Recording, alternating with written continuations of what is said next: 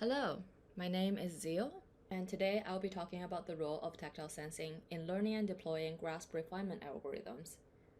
One long-lasting question, or sometimes debate in the grasping community, is how much tactile sensing do we really need, if any at all? To refine a potentially unstable grasp, intuitively there are benefits to use tactile sensing to better understand the contact conditions. In this study, we use reinforcement learning as a tool to investigate sensing needs in robotic grasping. There are two fundamental properties in reinforcement learning: reward signal and state vector. For each one of them, here we independently investigate different types and combinations of tactile sensing and feedback to understand how they contribute to reliable grasping. First, let's investigate the impact of tactile sensing on the reward. We incorporate different levels of tactile sensing into the reward via analytical grasp stability metrics. First, we have epsilon from grasp analysis by Mirth and Kenny. As shown on the left-hand side in a 2D example, first we find the convex hull of all the contact wrenches. Then, epsilon is defined as the shortest distance from the origin to the nearest hyperplane.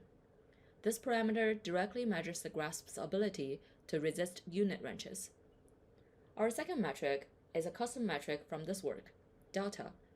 As shown on the right-hand side, delta is essentially the average length of the red arrows.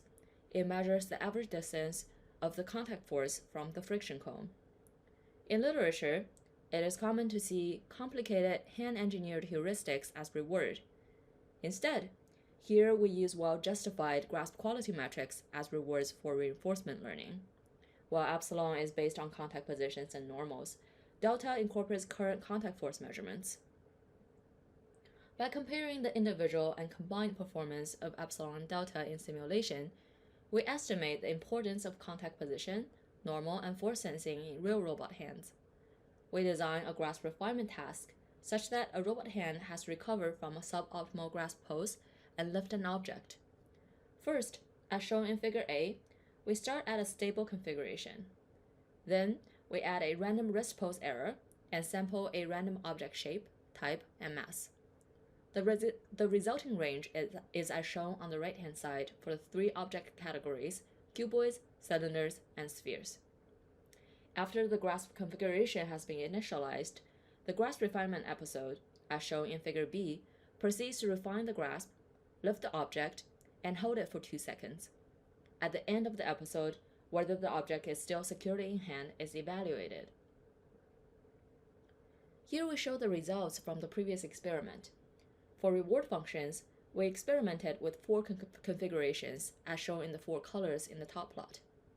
Blue for a combination of epsilon and delta, orange for delta alone, which is the average distance to friction cone, green for epsilon, which is the distance to the convex hull from Mirth and Kenny, and red for beta, which is a binary signal indicating whether the object is still in hand at the end of the episode.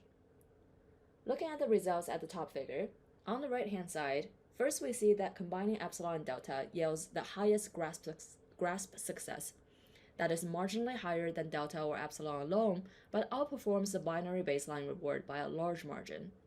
On the left-hand side, we see the breakdown of each shape category following a very similar trend. We also see that our algorithm is able to refine grasps for cuboids and cylinders very well, while struggles to adjust to spherical objects. Here at the bottom are visualizations of a typical grasp refinement for each object shape category. From this study, we learned that reward functions that combine position, normal, and force sensing are the most performant, and this motivates the design of physical robot hands that are capable of sensing these quantities. In our second experiment, we gradually decrease tactile sensing resolution in the state vector. We compare 4 contact sensing frameworks. From left to right, in deep blue, we have full, where it receives a full force vector. In gray, we have normal, where it receives only normal forces. In green, we have binary, where it receives a continuous binary signal indicating whether a link is still in contact with the object or not. In light blue, we have none, where only joint positions are provided. Interestingly, as shown on the right, we find that going from full to none, the grasping performance is only reduced by a very small margin, when we decrease the state resolution from full information to only joint position sensing and no tactile sensing at all. On the left-hand side, we see the same marginal decrease happen across all object shape categories as well. All of these policies were trained with epsilon and delta as reward functions, therefore they all received contact feedback indirectly. These results suggest that if you train with contact-rich rewards, you can achieve high performances with reduced sensing, potentially decreasing deployment cost on physical robot hands. One can consider a workflow shown in this figure.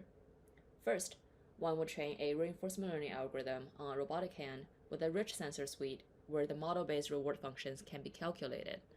However, one would only provide a reduced state vector during training. Afterwards, one can deploy a policy on multiple robot hands on a reduced tactile sensor suite to save cost. In summary, the three take-home messages from this work are: first, instead of complex hand-engineered heuristics, we can use physics-based grasp quality metrics as rewards in reinforcement learning. 2, reward functions that combine position, normal, and force sensing are the most performant, and this motivates the design of physical robot hands that's capable of sensing these quantities. And 3, if you train with contact-rich rewards, you can achieve high performances with reduced sensing, potentially decreasing deployment costs on physical robot hands. Thank you very much for your attention, and I hope to see you later at the poster session.